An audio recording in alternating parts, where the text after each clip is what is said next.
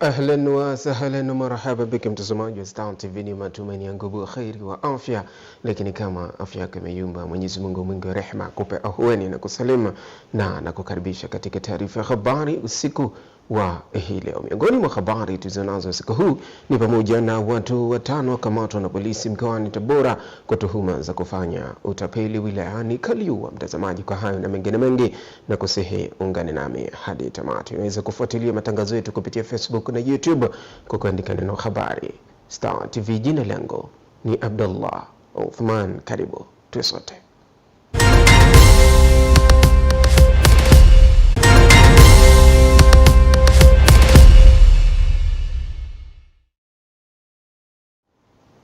Na barabara kabisa mtazamaji, mchezo kwa utunzo. Tuanze na habari za kitaifa. Tuanzie huko bungeni jijini Dodoma.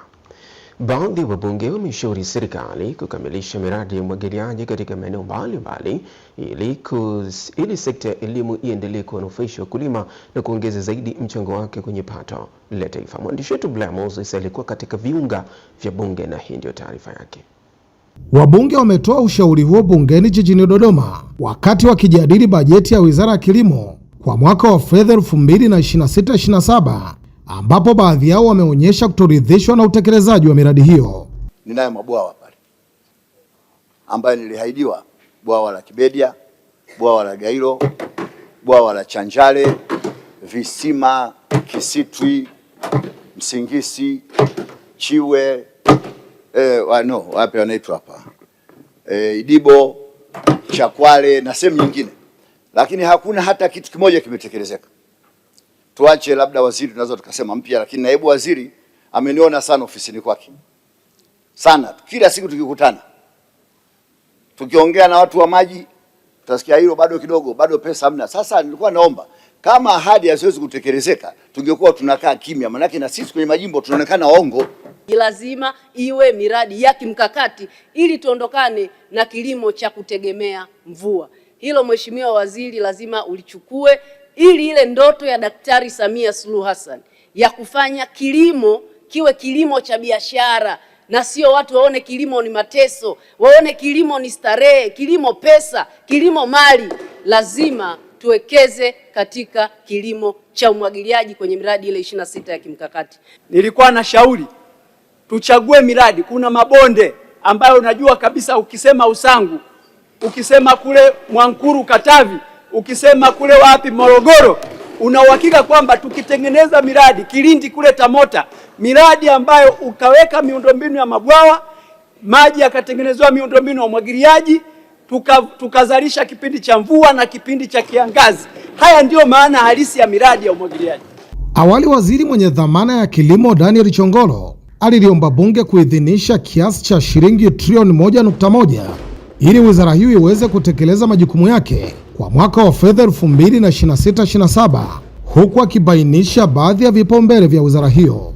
Katika mwaka wa 2026/27, wizara itaendelea kutekeleza vipaumbele 6 ambavyo ni kuongeza tija na uzalishaji, kuchangia kuongeza ajira zenye staa na ushiriki wa vijana na wanawake kwenye kilimo, kuimarisha usalama wa chakula na lishe, kuimarisha upatikanaji wa mitaji, masoko na mauzo ya mazao nje ya nchi, kuimarisha maendeleo ya ushirika, kuimarisha matumizi ya tehama katika uendeshaji wa sekta ya kilimo. Mheshimiwa Mwenyekiti, kwa upande wa utafiti wa kilimo, wizara ya kupitia TARI katika mwaka 2026/27 itazalisha mbegu za awali tani 1227 za mazao ya kimkakati. Wabunge bado wanaendelea kujadili bajeti ya kilimo. Kutoka bungeni jijini Dodoma, Blair Moses, Star TV. Asante sana Blair Moses kwa taarifa hiyo. Tume ya Rais ya kuchunguza matukio vunjifu wa amani wakati na baada ya uchaguzi mkuu Oktoba 29, 2025, mwenyekiti wake Jaji Mkuu mstaafu Mohamed Chande amesema tume hiyo inataka uwajibikaji wa haki kwa waliohusika na matukio vifo vya watu. Adam Lohomwa ana taarifa hii. Akizungumza na waandishi wa habari jijini Dar es Salaam, Jaji Chande amesema tume imefanya kazi yake ya uchunguzi na ikatoa mapendekezo yake ya kile kilichobainika na kupendekeza kuwa iundwe tume ya kuchunguza makosa ya jinai na madai ili hatua za kisheria zichukuliwe kwa wahusika. Kila mmoja tunakubaliana kuwe na uwajibikaji, na hiyo kila mtu, hakuna anasema hapana, hakuna anasema uahirishwe. Kila mtu anasema kuwe na uwajibikaji. Mjumbe wa tume ya uchunguzi ya ghasia za wakati na baada ya uchaguzi mkuu Profesa Ibrahim Juma amesema ripoti haijataja majina ya wahusika kwa sababu za kisheria, na tukimtaja mtu atakimbia mahakama kuu, ataomba amri, na aya zote tunazomtaja bila kumpa nafasi ya kusikilizwa zitafutwa. Tume hiyo pia imesema haina ushahidi wa moja kwa moja kuwa kulikuwa na askari wa jeshi kutoka nje ya nchi walioua raia kwa risasi. Mbinu za kawaida, maandamano huwa yanategemewa yanaanzia sehemu moja kwenda sehemu nyingine. Ni watu wanakusanyana, wanatoka sehemu moja kwenda sehemu nyingine wakiwa na ujumbe na kadhalika. Kwa hiyo mategemeo yote ya vyombo vya ulinzi na usalama walikuwa wanategemea kitu kama hicho. Polisi ina jukumu kubwa la kulinda usalama wa raia na mali zao. Kwa hiyo lazima jeshi lile lijiweke katika hali ambayo raia iwe inawategemea. Katika ushahidi tuliokusanya, tuliweza kubaini kwamba ghasia zile zilikuwa zimepangwa na ziliratibiwa na kufadhiliwa. Sasa swali la msingi linakuja, mmejuaje? Wakati huo huo, mjumbe wa tume ya uchunguzi wa ghasia za wakati na baada ya uchaguzi mkuu wa Oktoba mwaka 2025 Profesa Ibrahim Juma amesema kumezuka tabia ya hatari ya watu kuzima maoni ya wengine huku akitaka ya kwao pekee ndiyo yasikilizwe. Tabia hiyo imedhihirika hata baada ya kuwasilishwa kwa ripoti ya tume hiyo. Baadhi ya wajumbe wamepokea jumbe zaidi ya 300 za matusi katika simu zao kutoka kwa watu hao ili kuzima maoni yaliyowasilishwa kupitia ripoti hiyo. Adam Ruhomu, Star TV, Dar es Salaam. Mtazamaji, wakati tasnia ya habari ikiwa katika maandalizi ya kusherehekea siku ya uhuru vyombo vya habari ulimwenguni Mei 3 mwaka huu, imeelezwa kuwa bado kuna mwenendo usioridhisha unaoashiria kuendelea kwa mazingira magumu kwa wanahabari hapa nchini. Taarifa kamili na Angela Maleka. Taarifa ya Umoja wa Haki ya Kupata Taarifa CORI kuhusu mwenendo wa uhuru wa vyombo vya habari Tanzania iliyowasilishwa na mwenyekiti wake Ernest Sungura imeeleza kuwa katika vyombo vya habari, wanahabari na vyombo vya habari bado wanakumbana na shinikizo la kisheria na kiutendaji, hali inayochochea kujidhibiti na kudhoofisha uhuru wa kuripoti masuala ya msingi ya kitaifa. Katika kipindi cha miezi minne iliyopita tangu Januari, kuna jumla ya matukio 8 ambayo yako on record ya madhira dhidi ya waandishi wa habari na vyombo vya habari ambayo yamejitokeza katika mikoa ya Dar es Salaam, Manyara, Mbeya na Mwanza. 8 walikamatwa na jeshi la polisi, kuwekwa ndani na baadhi kunyang'anywa vifaa vyao vya kazi. Mpaka sasa tuna rekodi ya matukio 55 ya madhira ambayo yamerekodiwa kwa kipindi cha miaka 3 iliyopita.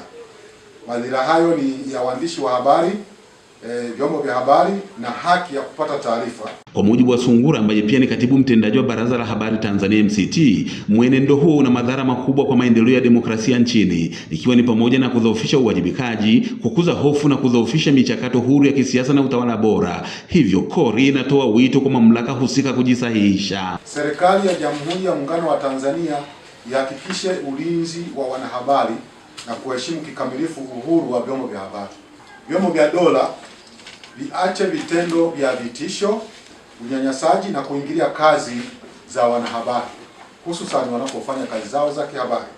Mamlaka za udhibiti zihakikishe sheria na kanuni zinatumika kwa haki bila kuathiri uhuru wa kujieleza. Changamoto nyingine iliyotajwa na mwakilishi wa UTPC Cloud Gwandu ni namna jeshi la polisi linavyoingilia masuala ya kitaaluma kwa wanahabari na kuyageuza ya kiuhalifu, huku mwenyekiti wa MISA Tanzania Edwin Soko akipendekeza suala la uhuru na ulinzi wa wanahabari kutajwa katika katiba mpya inayotarajiwa. Na hata kabla katiba pendekezo iliyopita tulipambana sana ikaja ikaingia. Kwa hiyo ulinzi wa mwandishi wa habari inabidi sasa uje katika nadharia ya kikatiba na kuwe na sheria kabisa mahususi ambayo itawalinda waandishi wa habari. Nilitegemea masuala ya kitaaluma ambayo anayashughulikia ni yapi?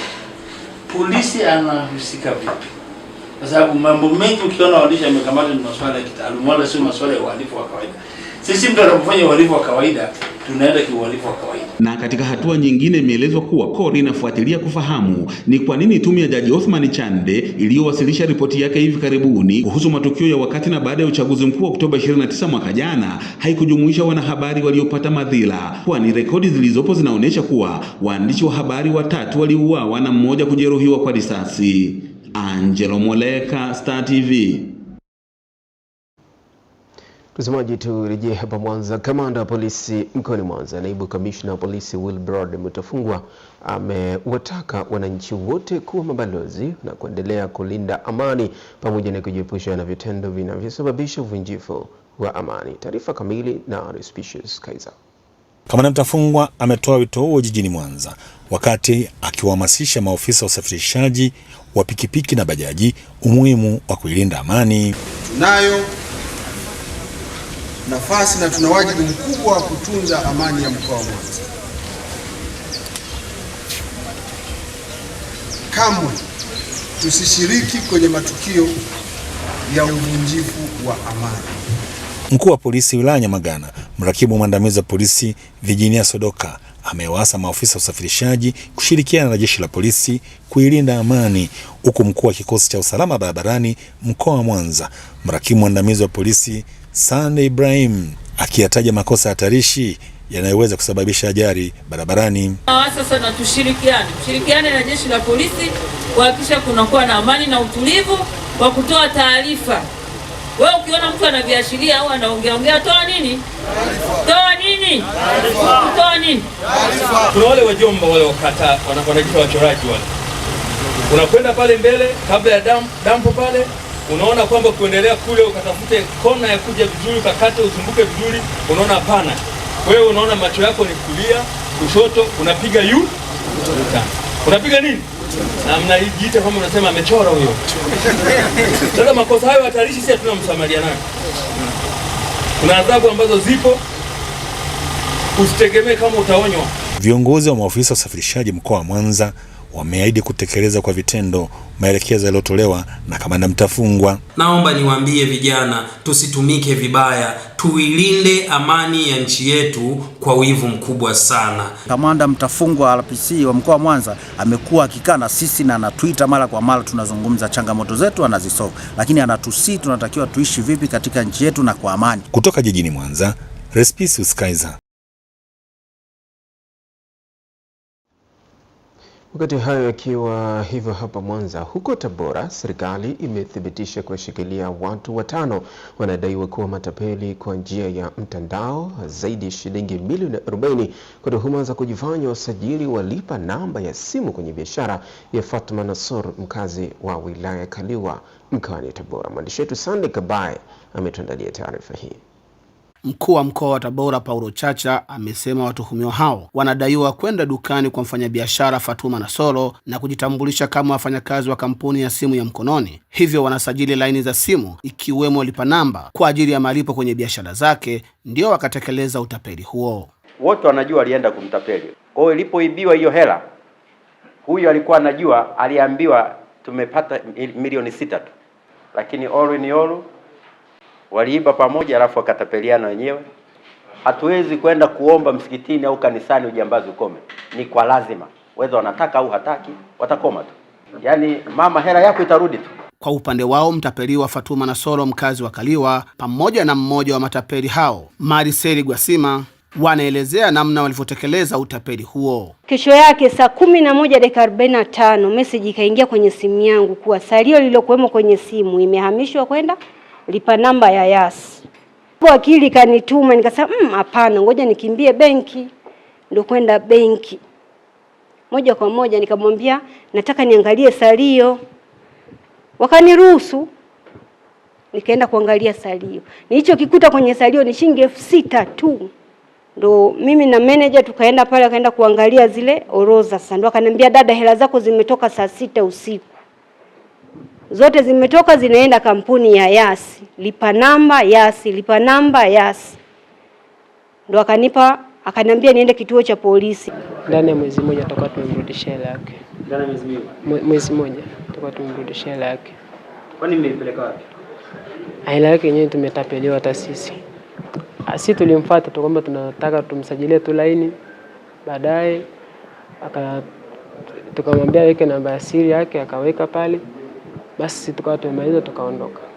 Tumehamisha kupitia kawaida kama mtu anavyolipa tu kawaida. Hapana, kwani mimi ni muda mfupi nimefanya hiyo kazi. Kamanda wa polisi wa mkoa wa Tabora, kamishna msaidizi mwandamizi wa polisi Sakapo Richard Yabwao, ameeleza hatua ambazo zimechukuliwa na polisi wa mkoa wa Tabora na mkoa wa Manyara. Walimtapeli mama mmoja katika wilaya Kaliua shilingi milioni 40 na laki 9. Watuhumiwa wao wamekamatwa huko Babati na tunaendelea na uchunguzi katika kituo chetu cha polisi kikuu. Sande Kabaye, Star TV, Tabora. Kwenye sekta ya elimu, vyuo vikuu nchini vimetakiwa kuzalisha wataalamu watakaoweza kulisaidia taifa kwa kufanya kazi kwa kuzingatia misingi ya maadili na kusimamia vema rasilimali za taifa kupitia taaluma zao, na si taaluma iwe chanzo cha uvunjifu wa maadili kwa taifa. Ndani ya chuo kikuu cha Mtakatifu Agustino Sauti kampasi ya Mwanza, mdahalo wa wazi unafanyika kuhusu maadili na utaalamu uliokutanisha wanachuo na wakufunzi wa chuo kikuu cha Sauti. Mdahalo uliongozwa na mdhibiti na mkaguzi mkuu wa hesabu za serikali, yani CAG mstaafu Ludovic Uto. Ukishakuwa na maadili, ukapata utaalamu, wasisahau kwamba madhumuni ya yote hayo ni wao kwenda kutumikia wananchi. Mdahalo huo ulioandaliwa na kitivo cha biashara na uchumi wa chuo kikuu cha Sauti. Wahadhiri wanawaeleza wasomi hawa utaalamu na maadili kamwe haviachani. Kwa sababu mtaalamu asiye na maadili ana hasara kubwa. Fikiria mhandisi asiye na maadili. Fikiria mhandisi asiye maadili anayejenga daraja. Fikiria mhandisi asiye na maadili anajenga jengo la ghorofa 20. Hasara hiyo likishuka. Lakini maendeleo haya, kuharibu au kujenga? Sasa mimi katika hiyo, kama nilivyosema, tunaomba sana vijana, tumieni mtandao, tumieni sayansi na maendeleo haya kwa ajili ya faida yenu. Nafasi nzuri sisi hatukuwepo, hata typewriter tulikuwa tunashindwa. Wasomi hawa wa Sauti wanabainisha kile walichojifunza na namna viongozi wanapaswa kusimama kwenye maadili kwa ajili ya taifa. Huwezi ukawa na professional yoyote bila kuwa na trust.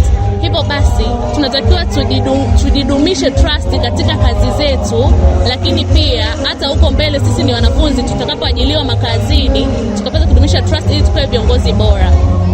Tunaona professionalism yetu katika kuajibika. Wakati mwingine hakuna ule utendaji binafsi. Ukiangalia miradi mingi ya serikali, wale professionals unakuta wanafanya ile miradi wakati mwingine hawezi kwenye yale malengo ambayo yamewekwa na serikali. Kwa nini? Mdahalo huo ni mwendelezo wa chuo kikuu cha Sauti katika kupanua mawazo ya wasomi wa chuo hicho kupitia wataalamu mbalimbali nchini. Sharifa Suleiman, Star TV, Mwanza.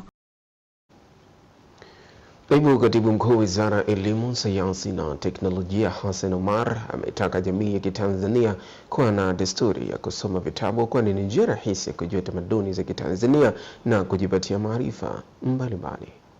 Akizungumza kwenye uzinduzi wa maktaba ya jamii ya Bustani iliyopo katika kata Mraokerio, wilaya ya Rombo mkoani Kilimanjaro, Naibu Katibu Mkuu Wizara ya Elimu, Sayansi na Teknolojia Hassan Omari amesema maarifa katika nyanja mbalimbali yapo katika maandishi, hivyo usomaji wa vitabu ni muhimu. Ukumbi wa shughuli za kijamii utatumika kutoa mafunzo ya ujasiriamali na stadi za maisha, huku maktaba ikiwa kituo cha kujifunza endelevu kwa rika zote. Lakini ukienda maeneo kama Uingereza unakuta kuna maktaba kwa ajili ya wanajeshi, wanakwenda kupata mbinu mbalimbali za wanajeshi waliotangulia. Oro wanazungumza, kwa hiyo mtu anasikiza zile zirekodiwa.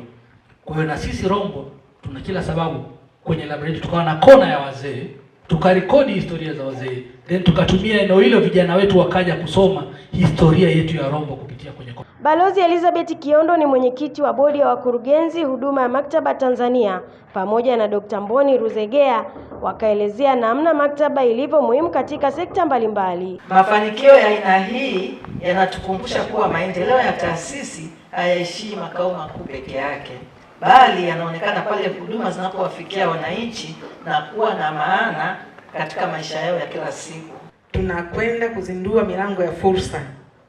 Milango ya fursa kupitia usomaji, fursa kupitia ujifunzaji na kujiongezea maarifa kwa wananchi wa eneo hili la Mriakero, kijiji cha Kyeryo na Rombo kwa ujumla.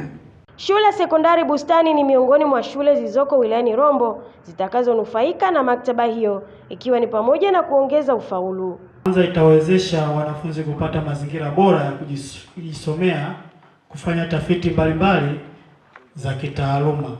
Itaongeza utamaduni wa kusoma vitabu ambao ndio msingi wa ufaulu. Natambua wanafunzi wana uhitaji wa vitabu. Natambua jamii, kuna watu wanaosoma QT, wengine wanasoma Open University. Naamini kwamba haya ni mazingira mazuri kwa ajili ya watu wote hao kujisomea na kujipatia maarifa mbalimbali. Diana Rose Charles, Star TV, Kilimanjaro.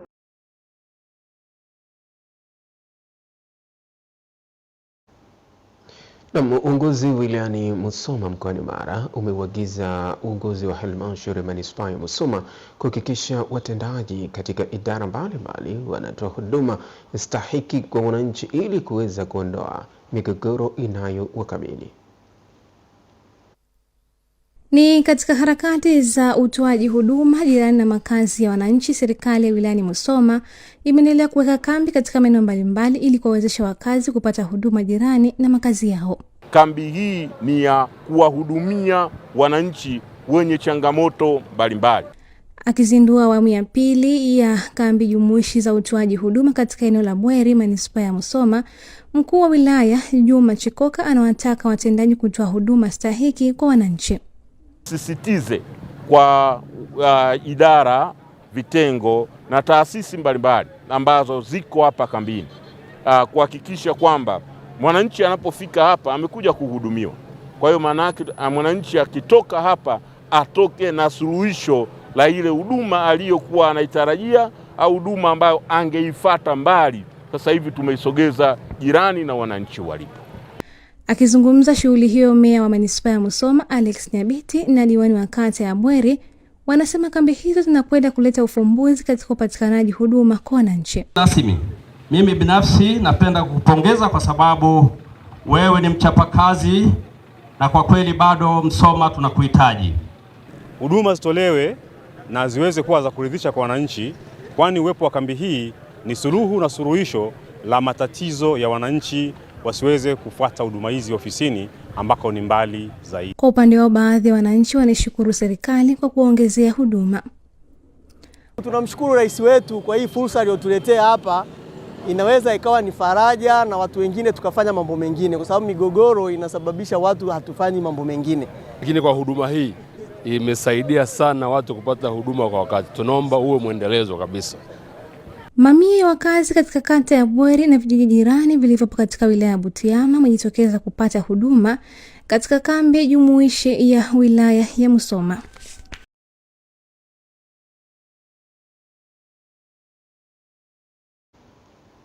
Na baadhi ya wakazi wilayani Chato mkoani Geita wamesema maadhimisho ya miaka 62 ya muungano wa Tanganyika na Zanzibar yameakisi maendeleo, uhuru, umoja na mshikamano wa kitaifa. Wakizungumza kwa nyakati tofauti, baadhi ya wakazi hao wameiomba jamii kuendelea kuenzi mchango wa asisi wa taifa hili ambao ni hayati Mwalimu Julius Nyerere na hayati Abeid Amani Karume kwa wazo lao la kuunganisha nchi hizi mbili kutokana na maendeleo yaliyopatikana mpaka sasa. Kila mmoja awe na msimamo, asiyumbishwe na watu, asihusishwe katika mambo ya kuharibu amani. Kwa hiyo tunawaombea tu wale vijana au watu wengine wawe na msimamo katika kuendeleza taifa letu lilivyokuwa na waasisi wetu wa zamani wa amani. Cha kwanza kwenye amani, unafanya kazi zako kwa amani. Cha pili, unajikuta kama ni una uwezo wa kufuga, kwa sababu una amani. Ukikaa huna amani, utakaa kama mkimbizi, unakaa unakimbia, alafu unakaa unajiogopa. Mkurugenzi mtendaji halmashauri ya wilaya ya Chato, Mandia Kihio, yeye anasema anajivunia miaka 62 ya uhuru kwa kuanzisha redio inayomilikiwa na halmashauri hiyo kwa kuweza kuchochea maendeleo ya kiuchumi, kijamii na kifikra itakayoweza kupokea kero na kutatuliwa kwa wakati. Redio hii imejengwa kwa mapato ya ndani ya halmashauri ya wilaya ya Chato. Kwa kupitia redio hii kila siku tunapokea kero za wananchi. Kuambia hakuna maji, hakuna umeme, kwa changamoto na wananchi wale wanapata majibu.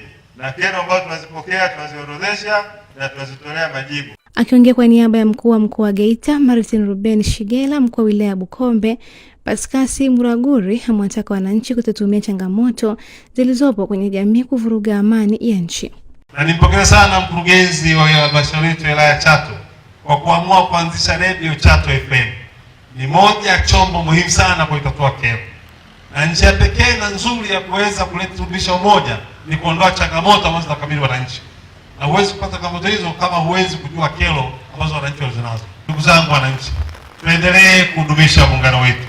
Tuenzi na tuhakikishe kwamba hatuwezi kuacha. Ndio ni moja tunu muhimu ambazo tunachiwa na waasisi wetu. Tusikubali hata siku moja tunu hii tukaweza kuangusha.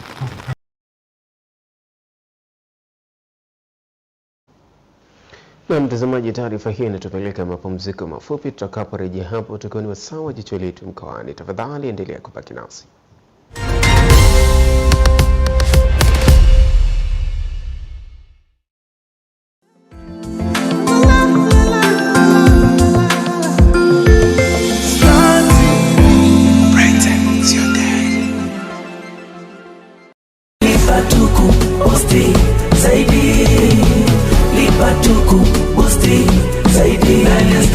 Ile ofa la kibabe linaendelea ndani ya Star Times. Mteja wa Star Times Antenna lipa nyota kwa shilingi 11,000 kwa mwezi, tukuboost kwenda mambo bure mwezi mzima, na ukilipa mambo kwa shilingi 17,000 kwa mwezi, tutakuboost kwenda uhuru mwezi mzima bure, huku wale watakaolipia uhuru kwa shilingi 23,000 kwa mwezi watapata ofa hadi siku 5 zaidi bure, huku kupitia ST Swahili ukifurahia tamthilia mpya kabisa ya Reborn kila siku saa 3:45 usiku bila kukosa. Lavender Fields, ushuhudie mwanamke aliyesalitiwa na kuibiwa mtoto wake akirudi kulipiza kisasi kila siku saa 3 kamili usiku. Watoto nao wanaendelea kuenjoy katuni kibao kama vile SpongeBob na Bonnie Bears kwa lugha ya Kiswahili kila Jumatatu hadi Ijumaa saa 10:15 jioni kupitia ST Swahili. Pata burudani zote hizi kiganjani mwako kupitia Star Times On App inayopatikana Play Store na App Store. Star Times, lipa tukuboost zaidi. Nimefanikiwa kupata kazi kwa muda baada ya kutumia platform ya Nafasi. At first nilidhani ningeweza kuona list za kazi na kuweza kuapply mwenyewe kwenye app, lakini nikaelewa kuwa app yenyewe ina apply kwa niaba yangu. Nikaweza kupata taarifa za interview na kujua nimechaguliwa kufanya interview zipi kwenye app. Kupitia Room ya God ilirahisisha zoezi zima kuwa rahisi tofauti na mwanzo.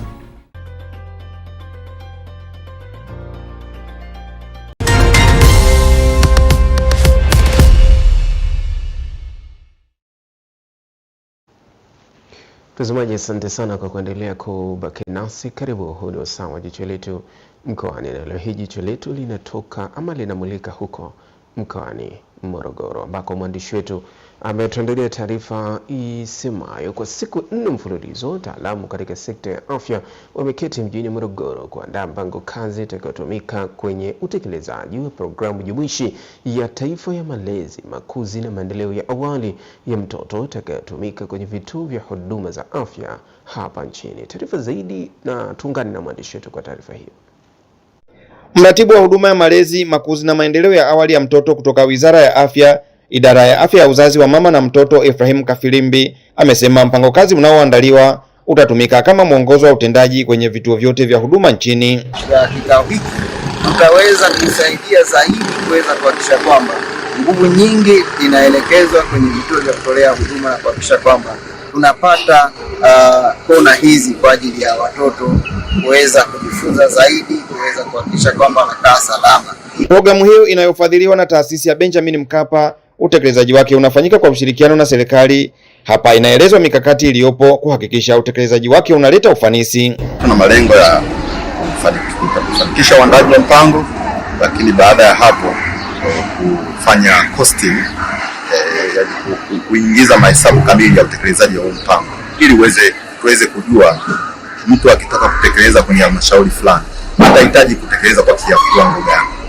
Nao washiriki wa kikao kazi hicho wameeleza mategemeo yao namna programu hiyo itakavyosaidia kwenye utolewaji wa huduma. Kuna mwongozo ambao ulikuwa unatusaidia sisi kuweza kutekeleza majukumu hasa katika eneo hili la malezi, makuzi na maendeleo ya mtoto, lakini kwa sasa tuna ujasiri na tunao uwezo sasa wa kuanza kutekeleza mpango huu katika afya ya msingi, vituo vyote vya afya ya msingi, na utasaidia ngazi ya wilaya kujua ni afua zipi ambazo zinaweza kuwekwa katika sekta tofauti tofauti ili mtoto huyu aweze kupata mahitaji yake.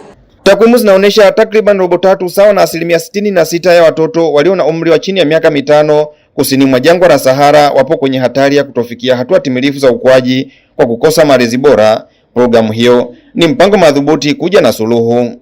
Kutoka hapa mkoani Morogoro, Omari Hussein wa Star TV. Mtazamaji, nitarejea hivi punde kwa habari za biashara na uchumi.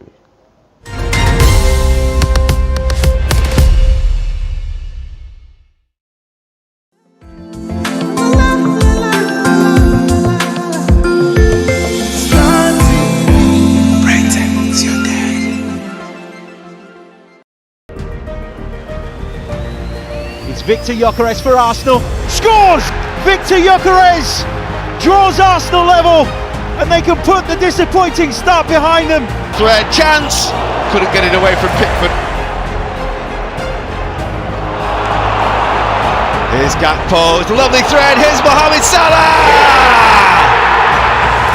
New Merseyside derby ground, delivery now, Van Dijk! Liverpool's captain comes to the fore and wins the first ever derby at the Hill Dickinson for Liverpool.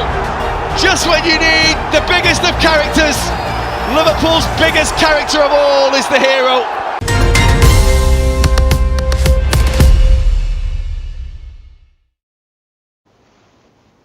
Mtazamaji, asante kwa kuendelea kutufuatilia. Karibu sana katika habari za biashara na uchumi.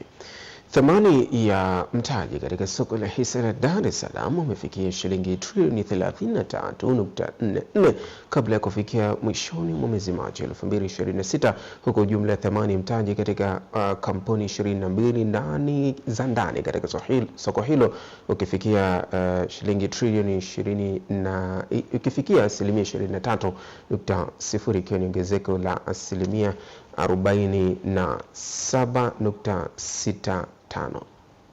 Akizungumza na wanahabari jijini Dar es Salaam, afisa mtendaji mkuu wa soko la hisa la Dar es Salaam Peter Nalitolela amesema hati fungani za serikali zimefikia trilioni 1.72 ambao ni ongezeko la asilimia 51.21 ukilinganisha na kipindi kama hicho mwaka jana ambapo hati fungani za serikali zilikuwa zimefikia bilioni 27.53. Kutoka trilioni 24 hadi trilioni 33.44 tumeongezeka kwa asilimia 39.38.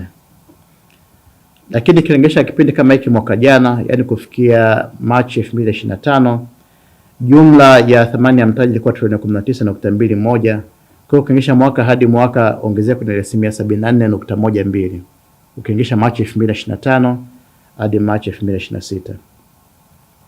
Na ukiangalia kwa makampuni yale ya ndani tu, domestic market capitalization, jumla ya thamani ya mtaji katika makampuni ya ndani tu yale 22 ilifikia trilioni 23.0 ambayo ni ongezeko la asilimia 47.65 ukilinganisha na mwishoni mwa mwezi Disemba 2025 ambapo thamani ya mtaji ilikuwa ni trilioni 15.58. Naye mkurugenzi wa fedha DSE Lucas Sinkala amesema DSE na kampuni tanzu ya CSDR wameweza kupata shilingi bilioni 6.81 katika kipindi cha mwezi Machi 2026 ukilinganisha na kipindi kama hicho mwaka 2025 ambapo walipata shilingi bilioni 3.93 ikiwa ni ongezeko la asilimia 73. DSE kama group ambapo linajumlisha kampuni na kampuni tanzu ya CSDR tulipata mapato ya shilingi 6.81 bilioni kwa kota ya kwanza kulinganisha na the same quarter last year ambapo tulipata shilingi bilioni 3.93 ambayo ilikuwa ni ongezeko la 73%. Kama ambavyo ameeleza mkurugenzi, kwa kiasi kikubwa ongezeko hili lilichangiwa na uongezekaji wa ada wa uwezeshaji wa hati fungani za serikali, pia na uongezekaji wa ukwasi katika miamala iliyofanyika upande wa hisa na hati fungani. Aidha, jumla ya kaunti zilizounganishwa na hisa kiganjani zimefikia 216,173 hadi kufikia mwezi Machi 2026, ikiwa ni ongezeko la 51.17 ukilinganisha na mwezi Disemba mwaka 2025 ambapo kulikuwa na akaunti za hisa kiganjani 142,998. Angela Matayo, Star TV, Dar es Salaam. Na mkoa wa Tanga umejipanga kutumia fursa ya ukanda wake wa bahari ya Hindi kuimarisha sekta ya utalii na kuvutia uwekezaji katika fukwe zake. Taarifa kamili na Queen Yusuf. Hayo yamebainishwa na mkuu wa mkoa wa Tanga Balozi Dr. Batida Buriani wakati akizungumza na waandishi wa habari kuhusu mikakati ya kukuza uchumi katika sekta ya utalii kupitia rasilimali za bahari. Amesema mkoa huo una zaidi ya kilomita za mraba 200 za fukwe na tayari wameanza kuandaa mpango mkakati wa kutangaza maeneo hayo, huku akiendelea kushirikiana na wadau mbalimbali wa uwekezaji ili kufungua fursa zaidi za utalii na kukuza uchumi wa mkoa huo. Kama mnavyofahamu, mkoa wa Tanga umepata bahati kubwa ya kuwa mkoa ambao uko katika fukwe za bahari ya Hindi na maeneo mazuri ambayo ya kimkakati, sio kwamba tu kwa ajili ya uwekezaji wa bandari, lakini tuna maeneo kwa ajili ya utalii. Tumekaa kama kikao cha mkoa, lakini tumeshirikisha wadau wakiwemo wenzetu wa Makazi Solution ili kuweza kuja kuwa na mpango mkakati sasa kambambe wa kuweza kutangaza maeneo hasa ya fukwe zetu. Naye afisa mahusiano kutoka kampuni ya Makazi Solution Maximilian Lukosi amesema dhamira yao ni kufanya mkoa wa Tanga kuwa daraja katika sekta ya utalii kupitia mradi wa Kipumbwi Satellite. Kwa hiyo dhamira yetu ya dhati ni kuifanya Tanga kuwa daraja, yani watalii wakitoka Zanzibar basi wapitie Tanga kwanza kisha waende mikoa ya kaskazini hususan Kilimanjaro, Arusha na Manyara. Na hatuwezi kuiacha, tukizungumzia maendeleo ya kiutalii basi huwezi kuacha hii fursa katika sekta ya ardhi. Na ndio maana tumekuja na mradi wa Kipumbwi Satellite City kwa ajili ya kuendelea kuikuza hii sekta ya utalii. Maana yake unapozungumzia sekta ya utalii lazima utazungumzia maeneo ya kujenga hoteli na uwekezaji. Hivyo basi tuna mradi mkubwa wa Kipumbwi Satellite City kwa ajili ya viwanja vya matumizi mbalimbali ikiwemo makazi biashara na uwekezaji. Utekelezaji wa miradi ya miundombinu ukiwemo mradi wa Kipumbwi Satellite utasaidia kuunganisha mkoa wa Tanga na Zanzibar pamoja na ukanda wa Pwani kupitia barabara ya Tanga Pangani, Saadani, Bagamoyo hadi Dar es Salaam. Queen Yusufu, Star TV, Tanga. Mtazamaji, baada ya dakika chache tarejea hapa kwa habari za mataifa mbalimbali.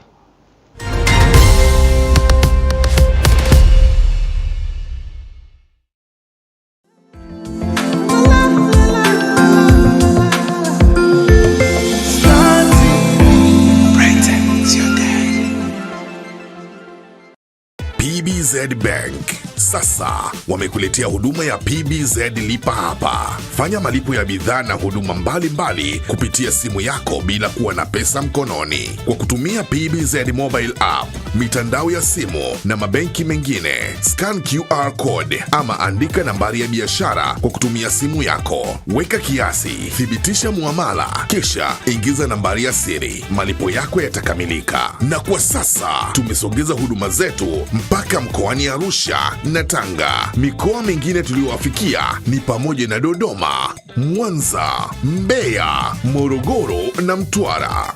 PBZ Bank, benki ya watu, chaguo la watu.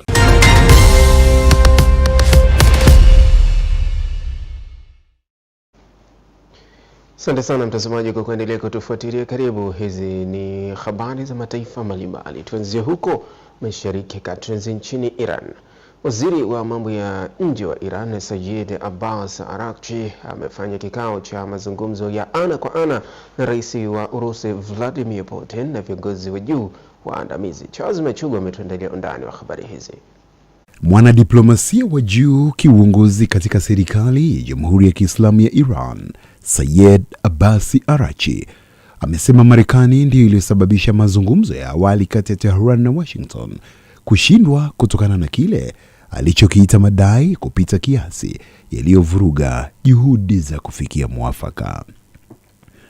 Mwanadiplomasia huyu wa Iran ameongeza kuwa vita kati ya Marekani na Israel dhidi ya Jamhuri hiyo ya Kiislamu vimeonyesha kile alichokiita nguvu halisi ya uthabiti wa Iran, akisisitiza kuwa Tehran imefanikiwa kusimama dhidi ya dola kuu duniani. Naye rais wa Urusi Vladimir Putin amemwahidi msaada wa Moscow katika kuvimaliza vita hivyo, na Moscow itaendelea kuiunga mkono Iran na kufanya kila aliwezekanalo kusaidia kurejesha amani Mashariki ya Kati. Rais Putin pia ametuma salamu kwa kiongozi mkuu wa Iran, Mojtaba Khamenei, akimtakia afya njema na ustawi. Kwa sasa Urusi inaonyesha nia ya dhati ya kuendeleza ushirikiano wa kimkakati na Iran. Tukiangazia Israel, waziri mkuu wa Israel Benjamin Netanyahu ameanza tena kutoa ushahidi katika kesi yake ya ufisadi iliyodumu kwa muda mrefu baada ya kusimamishwa kwa muda wa miezi miwili, huku kesi zikivurugwa mara kwa mara na vita vya Gaza pamoja na Iran. Kesi hiyo iliyoanza mnamo mwaka 2020 inajikita katika madai kwamba waziri Netanyahu alibadilisha ushawishi wa kisiasa kwa habari nzuri za vyombo vya habari pamoja na mashtaka ya hongo, ulaghai na uvunjaji wa uaminifu, yote ambayo anayakanusha.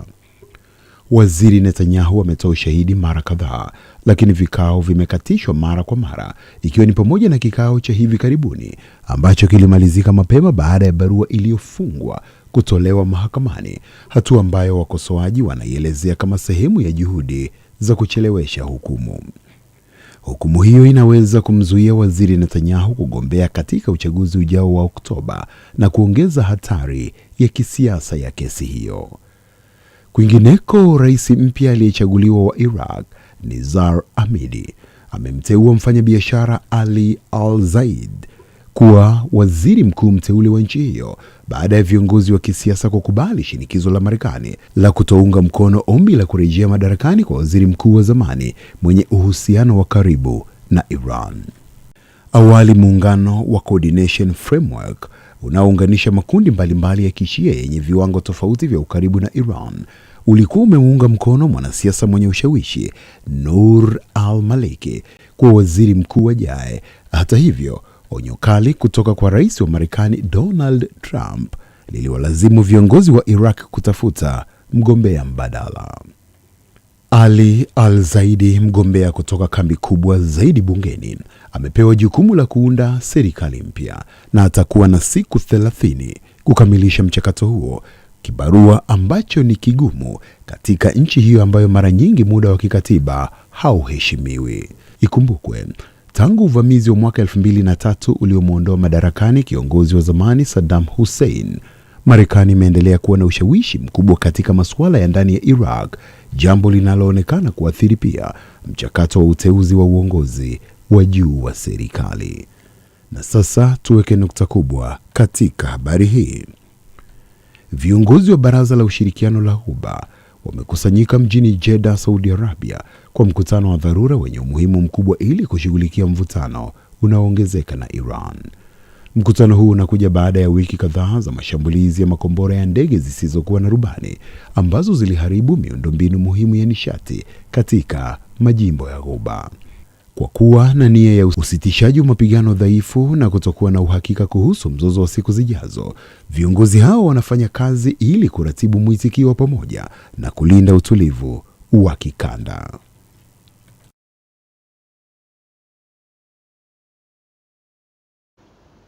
Asante sana Charles Machugu kwa habari za mataifa mbalimbali. Na sasa mtazamaji, tukirejea tutadunda na kutereza katika viwanja mbalimbali vya michezo na burudani. Tafadhali usibadili kituo.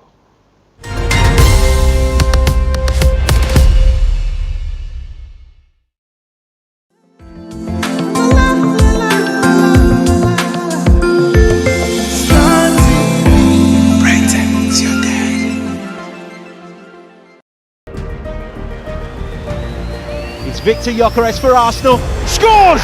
Victor Gyökeres draws Arsenal level, and they can put the disappointing start behind them. Thread chance, couldn't get it away from Pickford. Here's Gakpo, lovely thread, here's Mohamed Salah! New Merseyside derby ground, delivery now, Van Dijk! Liverpool's captain comes to the fore and wins the first ever derby at the Hill Dickinson for Liverpool. Just when you need the biggest of characters, Liverpool's biggest character of all is the hero. Tuzo za muziki wa dance Tanzania za Cheza Kidance Music Awards kutolewa Mei Mosi katika ukumbi wa Ngoreme Park Sports Lounge, Sinzamori, Dar es Salaam. Huu ni msimu wa 7. Tuzo zaidi ya 20 kutolewa kwa wanamuziki na wadau bora wa muziki wa dance siku hiyo tarehe 1 Mei, yani Mei Mosi. Jukwaa litashambuliwa kisawasawa na Sikinde ngoma ya ukae. Nawashukuru wazazi wangu wakati wowote ushauri wao. Na Bogos Muzika El Clasico, nyumba ya baba. Dekato base, mwana ya bongose, unakwisha nini? Walia mshadude. Kiingilio ni shilingi 10,000 tu kawaida. VIP meza moja ya watu 10 pamoja na bites na vinywaji ni kwa shilingi 500,000. Pia watakabidhi tuzo 2. VIP meza moja ya watu 10 kwa shilingi 1,000,000 pamoja na vyakula, vinywaji, pia kukabidhi tuzo 3. Tunakutana Ngoreme Park Sports Lounge Sinzamori kuanzia saa 12 kamili jioni. Imedhaminiwa na Star TV, Radio Free Africa, CKE TV, Ngoreme Park Sports Lounge, Rhino Perfumes na Samaki Sports. Njoo tusherehekee sikukuu ya wafanyakazi na muziki wa dance. Wadhamini mnakaribishwa. Kwa maelekezo kujipatia tiketi yako mapema tupigie 0688 817 818.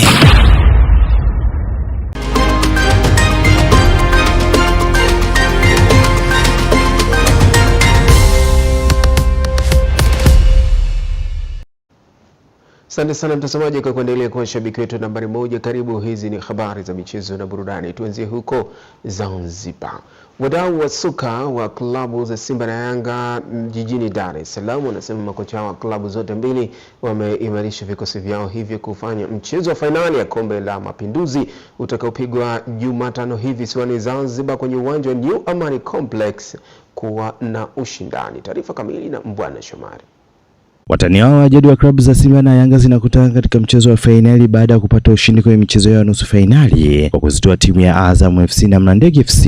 Mashabiki wa klabu ya Simba wamesema kutinga kwao fainali imeondoa dhana ya watani zao kuwa hawana timu ya ushindani ikilinganishwa na madai ya mashabiki wa klabu ya Yanga. Tutaweka historia kubwa sana. Kwa nini? Kwa sababu tutamfunga mtani mechi 2 ndani ya siku 4. Yeye katufunga ndani ya miaka 4 mechi 6. Kwa hiyo sisi kama mashabiki wa Simba tuna hali na morali na timu yetu na tutaipa support pale popote itakapoenda. Wala sisi hatuhofii kucheza dabi Zanzibar kuja kurudiana tena tarehe 3. Hii tarehe 29 tunamgonga mtu. Tunamgonga mtu, hatuwezi kukubali tufungwe mara zote, ili kombe tunabeba na tunaanzia hapa. Baadhi ya mashabiki wa klabu ya Yanga wamesema wana matumaini ya kushinda mchezo huo licha kukiri kuwa utakuwa mgumu kutokana na klabu ya Simba kuimarika kiuchezaji. Simba hawezi kumfunga Yanga tu kama ile ya siku moja. Nakataa abadan asalani. Simba kombe yote tunachukua haya. Tunachukua kwa Simba, tunachukua kwa Azam. Moja tu tumechukua kwa Coast. Ndio baki yote Simba Azam. Ligi imeisha hapa, sisi kwa pointi moja, hii kuisha pointi moja. Wakutana na Taifa pale. Ilikuwaje? Kama wale Waarabu kawaje 2. Tunapanda waka kidogo wale kuongea waka kimya pale, kwa sababu wakaikosa. Ngoja kesho kuna nasikia. Ukifungwa nasikia njoo mnakuja chini huku. Utasikia naambia. Yaani mimi nataka dabi kila mtu anamnayo. So dabi mwisho bana, tushazoea tushachoka. Yaani mimi nataka ujue wasikutane. Kwa nini ujue walete hamasa hii tarehe 3? Unaona bana nataka nimeleta hamasa. Kwa mechi ya kwanza wamesuluhu. Wale sio kila siku lazima ni kuwakalisha tu. Yaani tukikutana nao lazima ni kuwapiga tu. Kama sio 5, 4. Hiyo tushajua moja kwa moja hiyo. Baada ya fainali hiyo ya Kombe la Mapinduzi, klabu za Simba na Yanga zitakutana tena kwenye mchezo wa ligi kuu ya NBC Mei 3 mwaka huu katika uwanja Meja Jenerali Samuel jijini Dar es Salaam. Mbwana Shomari, Star TV, Dar es Salaam. Na uongozi wa wilaya Nyamagana mkoani Mwanza umesema michezo ya Umoja wa Michezo na Taaluma kwa shule za sekondari Tanzania UMISETA imekuwa ni chachu ya kuibuka kwa vipaji vya wanamichezo wengi nchini na kuwa sehemu ya maendeleo ya michezo. Michezo ya UMISETA ngazi ya halmashauri ya jiji la Mwanza imezinduliwa kwa wanafunzi kushindana katika michezo mbalimbali. Katibu tawala wa wilaya Nyamagana mkoani Mwanza, Thomas Salala, anasema michezo inapaswa kuchukuliwa kwa uzito unaostahili kwa vile ni chimbuko la kutambua na kuibuka kwa vipaji vingi vya wanamichezo nchini. Michezo ni nyenzo muhimu katika maendeleo ya kijana kitaaluma, kiafya na kijamii. Inasaidia kukuza nidhamu, uvumilivu, uwezo wa kufanya kazi, lakini pia na kujiamini.